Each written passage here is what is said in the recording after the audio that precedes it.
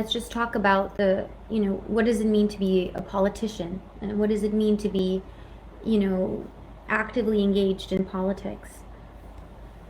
One thing that I quickly realized when I was running was that everybody hates politicians. Now, I mean, that's the sort of a cliche, right? Okay, everybody hates politicians, but um, I was like, okay, no, there's there's some real hatred here. I mean, they just automatically assume the worst. And I was like, I've never run for office. I mean, why would you think that I'm one of those corrupt politicians like,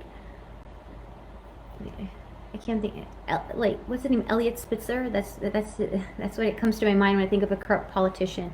Or that other guy who was like sending these pictures.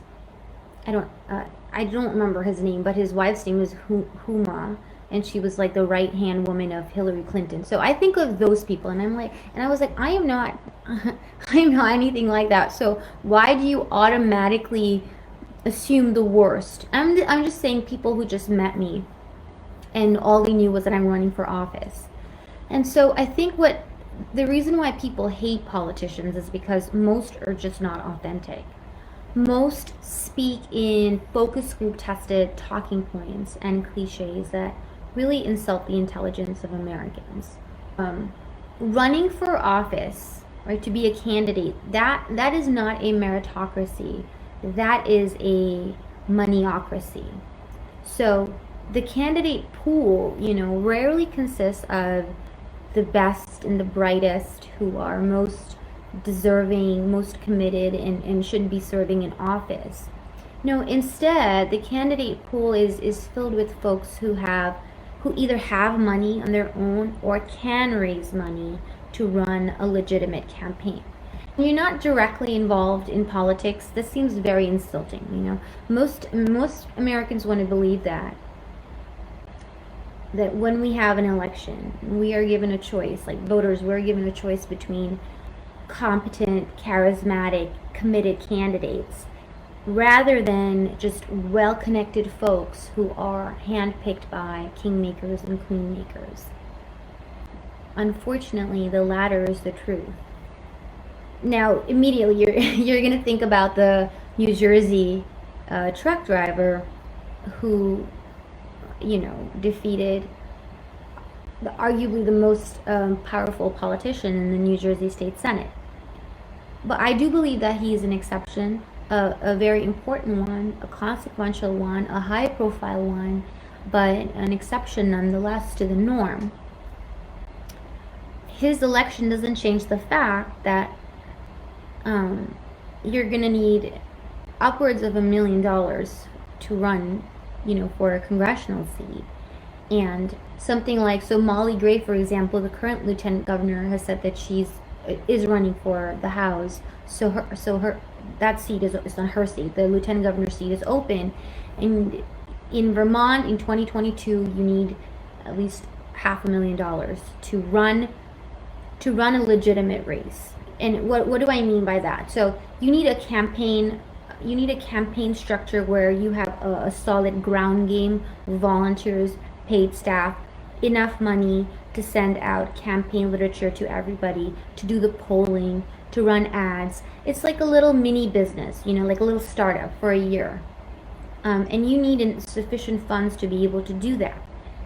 I mean, you can bootstrap your way along, but there is like a threshold. At least you need that amount of money in order to then mount a serious, credible challenge. And here's where all the issues and the challenges arise. So Emily's List is a political PAC that helps elect Democratic Party female candidates who favor abortion rights. And Emily is an acronym. It stands for Early Money Rises Like Yeast. Why is early money important? Well, because when you're starting out and you have sufficient funds, you can set up campaign offices all around. You can create that statewide network of volunteers, of people who knock on doors, people who get the literature out, who get the word out.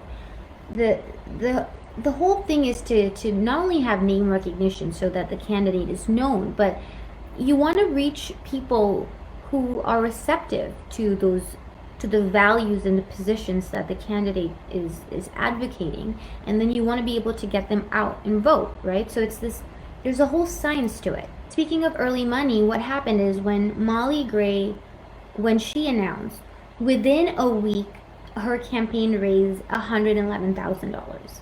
And then the current Senate President, Becca Balint, she announced that she's also going to run for the U.S. House, and within 24 hours, she raised $125,000. And of course, they're trying to make sure that nobody else comes in, so there's talk that Kesha Ram might come in. She is a Chittenden County Senator. Previously, she was in the House, and she also ran for lieutenant governor a couple of years ago, but obviously was not successful. So they're trying to show that, look, we can raise so much money. If we can just do that within 24 hours, imagine what we can do, in the incoming months. So that's really the importance of that early money. Now, when you look at Republican candidates in Vermont, other than Phil Scott, there is no other candidate who can do that, because that's what, and this is not just my opinion. I actually asked a couple of people who've been working in Vermont politics for, I don't know, 20 years. When I saw that they were announcing that, that, look at us, we have all this money, honestly, I'll just tell you the truth, I felt bad, because I thought, wow, I mean, how are they able to do that? And I can't even begin to imagine, not just me, anybody on the Republican side doing that. So unimaginable. So looking at the numbers, the statewide Republican candidate in recent years who's done really well in terms of raising money, I'm saying other than Phil Scott, was Don Turner, and he ran for lieutenant governor. I want to say 2018. I could be wrong, but it's within the past couple of years. And he ran against Zuckerman, David Zuckerman, who was the incumbent lieutenant governor. And Don outraised Zuckerman 3-1. He lost the race, but just in terms of fundraising, he did really well. So let's look at how much did Don make, and raise, and how was that broken up. So I just told you that Becca and Molly raised over $100,000 within 24 hours and a week, respectively. So Don Turner he won the Republican nomination, right, in the primary, but it was not contested. So he kind of just walked in. There were no other challengers. And he raised $75,000 in the last 5 weeks leading up to the primary. So what am I saying? I'm saying that the concept of early money is kind of foreign on the Republican side. We tend to give a lot leading up to the primary and then flood it in the last 2 months. There's really not much you can do, when you're in October. You really have to start now. So the idea is, well, how do you raise that money? And unless you're independently wealthy, how do you raise that money? Well, you have a statewide network, where you have this email list or institutions and organizations that are able to connect with small dollar donors. And of course, you want those kingmakers and queenmakers, you want to get them on board too. In Vermont, Emerge Vermont is an organization that is quite a force on the left, and that organization recruits, trains, and supports Democratic Party women. The idea is that Democratic Party women will run Vermont. That is kind of the idea. So, as I said earlier, Kesha Ram is considering running. She's for the U.S. House. She's not out there in the boondocks, right, trying to figure out how to bootstrap her way to victory. That is not happening for her. But that is what I did last year. sometimes you feel a conviction and you're like, just have to do it. I'm just going to jump into the deep end and going to make a difference, and we're all going to come together, and this is just going to happen. So I was like, all right, that's what I'm going to do. I've been around for a while, so I know, the county chairs and the state chair and the VTGOP political infrastructure, and every single person said, you will lose. Like, just flat out, like, you'll lose. Like, not even like, oh, let's encourage you, let's think about it, let's talk. You lose. That's it. Of course, I was adamant. I was like, I'm going to do it anyway, I'm going to show them.